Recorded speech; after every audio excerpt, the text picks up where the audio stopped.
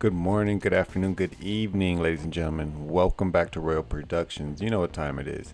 So before we get into these articles, let's chat really quick. So remember, you guys always have to do your own research with this market. Consensus is happening right now. I've been a little busy yesterday and the day before because today's a third day. It's a 3-day event, Consensus. We covered it on Tuesday. So if you guys haven't seen it, make sure you guys head over to my page and check it out. But my point being is there's a lot of information happening, and then when you gather information, you have to understand that it's not held in isolation. Okay, when you look at an article, when you find information, always look for the avenues of where this information came from and where this information is going. Okay, without any further ado, if it's your first time here, we cover news articles and other things like gematria and healing and health and other things like that. Check out the page. I haven't did no frequency videos or anything of that nature in a while because I've been sticking to the news and getting this message out to other people who might want it or even need it, because we're moving through a crazy transition as humans, and we're all born in this time for a reason. So use your best ability to make the best out of your life. Okay, now let's get into this news I have for you. So Bitcoin sitting at 80,000, Ethereum sitting at 20, 300, XRP at 139, BNB 645. I'm gonna scroll down. If you guys want to see the rest of these, you guys can pause it. Hyperliquid at 42, Cardano at 26. All right, moving on. So the first article I have for you guys today is the White House targets July 4th for Clarity Act passage, says crypto advisor Patrick Witt. All right.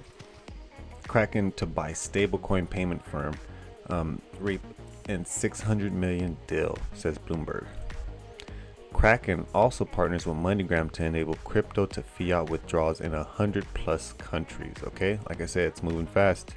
You're either aware of this news or you're going to get left behind. Bitcoin treasury firm outlined 3 trillion opportunity in Bitcoin-backed digital credit at Consensus. So like I said earlier, Consensus is a major event happening. There's a lot of news coming out.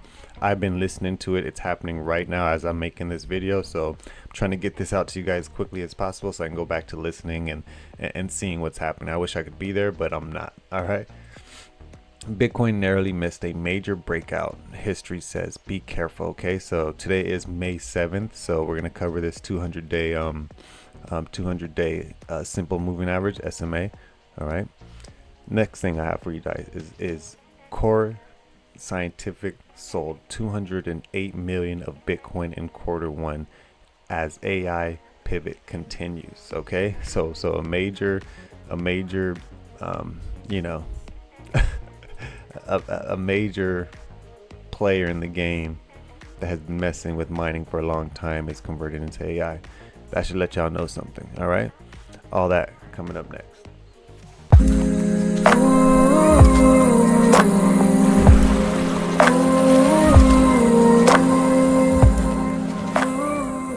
Alrighty. First thing I have for you guys is the White House targets July 4th for Clarity Act passage, says crypto advisor Patrick Witt. So basically, it's been postponed because of 2 senators, mostly both sides, but basically 2 senators were fighting about the rewards and the language about, like, basically the banks and the institutions were fighting about the quote unquote reward / staking part of it, but they've come to a resolution.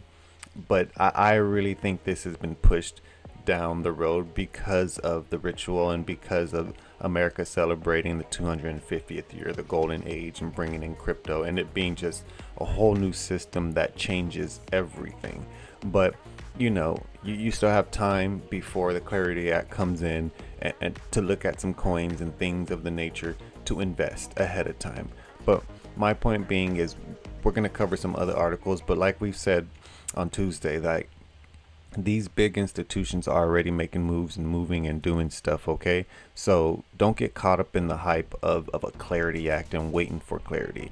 They're not waiting, they're moving. Okay, all right, so like I just said, Kraken to buy stablecoin payment firm Reap in 600 million in a deal. So basically, Kraken owner Payward will acquire Hong Kong based Reap Technologies as the crypto exchange expands its stablecoin and payment infrastructure business in Asia. So, you know, I was listening to Consensus and I learned something, like the whole idea of what MasterCard is. I know this is Kraken, but this is a little rant. MasterCard, if I ask you what is MasterCard, what would you say? Really, ask yourself that. What would you say? MasterCard, I learned, is a technology. Has nothing to do with transferring money.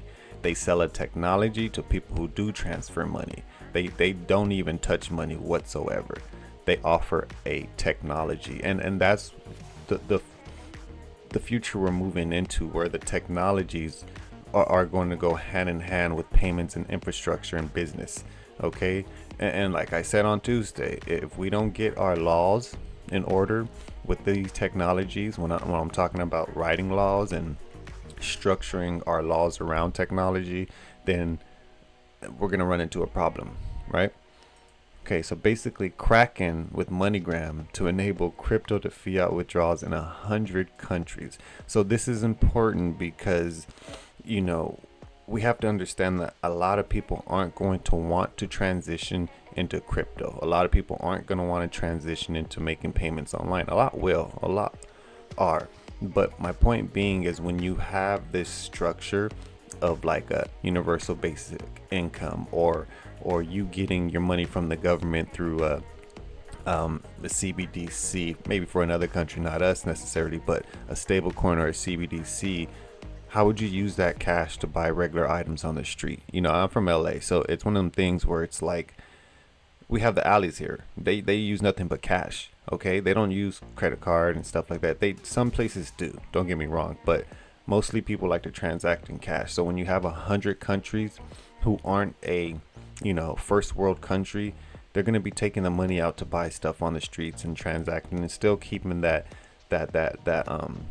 you know, paradigm of bartering with each other, right?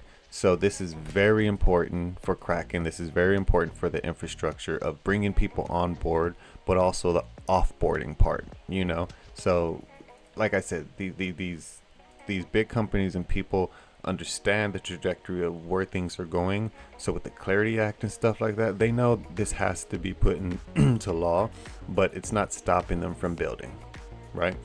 Okay, so on some heavier news, Bitcoin treasury firm outlines, well, not really heavy, but the next one will be heavy, but this is actually good.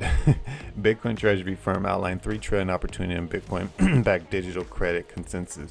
So basically the only things I really want to point out here is the opportunity that comes with being able to use not just Bitcoin, because this is just stating Bitcoin, but think about the whole economics of things. You think they're only going to allow this with Bitcoin?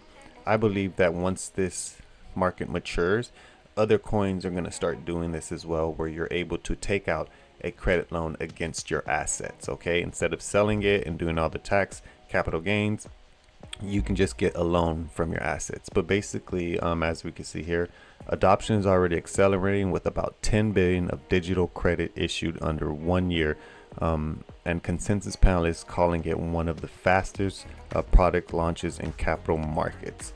So the long-term opportunities is tied to the global 300 trillion credit market, where 1% of the allocation implies roughly 3 trillion in demand.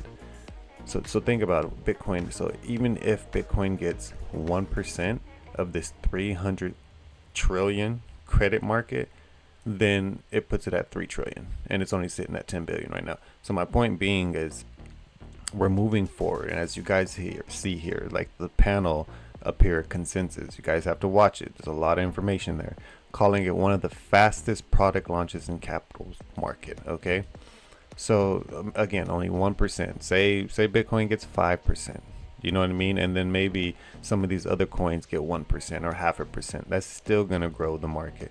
My point being is it's becoming easier to not only get a loan with cryptocurrency and blockchain and things of that nature, but when you're able to get rid of the middleman and all the paperwork and the yes or no, it becomes a level playing field. If you have the capital to put up, if you have the records on your blockchain showing that you pay your bills on time, that you have money saved, that you're actually a responsible person when it comes to finance, then they will allow you to do these things. Why? Because everything is transparent.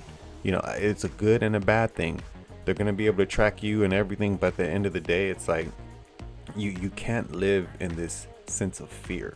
You know what I mean? Like, people talk about giving up your you know, your power for security, and it's like, we've already done that.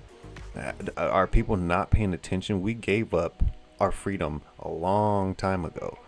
So it's like you can sit here and try to fight for your freedom, but at the end of the day, it's already been capitalized on.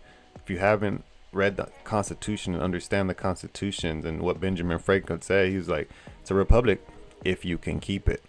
Okay, and this is one of the founding fathers. All right, so do your research and understand what's happened. Okay, moving on.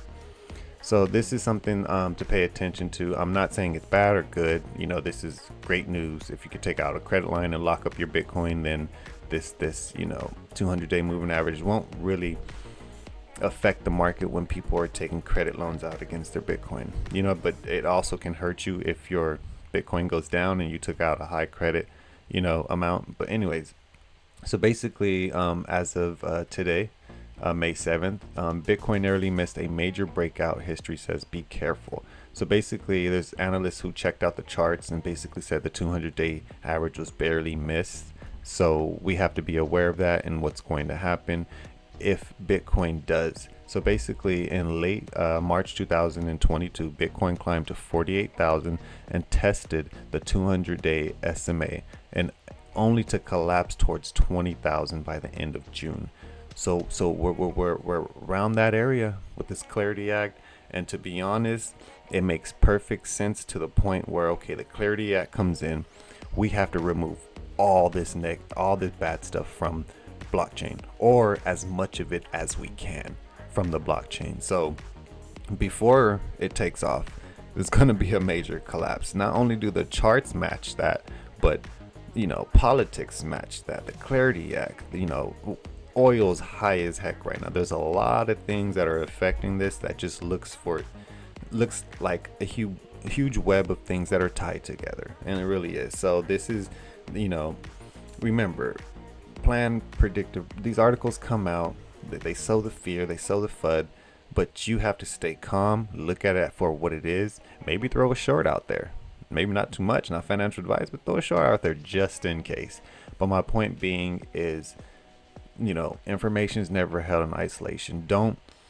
You can do the work yourself, but read these articles. They already did the work for you. Go through it, chat GBT, whatever you have to do to make sure this is correct. Go look at the chart, learn how to chart yourself. So yeah, it's all up to you at the end of the day. Okay, next thing, moving on. So basically, this article and the next one's not going to be down below, but this is just something to let you know that people are transitioning away from Bitcoin. Bitcoin's going to be helpful in the future. I'm not saying it won't, but this huge mining company, basically, the company also closed a 3.3 billion offering at 7.75% senior secured notes. So basically, this company went from mining to AI data now, because they understand that AI data is going to be probably the highest ways to make money. Like, Bitcoin mining is important still, but at the end of the day, what you make for mining now isn't even worth it. Okay, you're using more energy. There's so many regulations and bills you have to pay to the government now because of Big Brother getting in, that there's no point. With AI, all you gotta do is build the data centers and store data. With mining, you actually have to put out lots and lots of power. I believe it's more power to mine Bitcoin right now than it is to just run an AI data center, but I don't know. I'm not a professional, but they're moving out of Bitcoin. They sold a huge amount. Okay, Core Scientific reported a 347 million quarter one loss. So they lost money, and then they understand that, hey, let's sell now while we can and shift to AI data center operations. But to move on to this, Michael Saylor's strategy signals potential Bitcoin sell to fund dividends obligations. So now you're selling Bitcoin to pay for the dividends of people who invested. I don't believe that's a proper strategy when it comes to marketing, anything like that. You guys let me know down below and what y'all think about this. This dude was talking about never selling, but yet now they have to sell in order to pay for the dividends. That makes no sense to me. But if they have to do that as a business strategy, then why not? my point being is, for us XRP holders, we know. Don't ever touch it. Anyways, my name is Louis. If you guys enjoy the content, make sure you hit it with a like and subscribe. I'm out.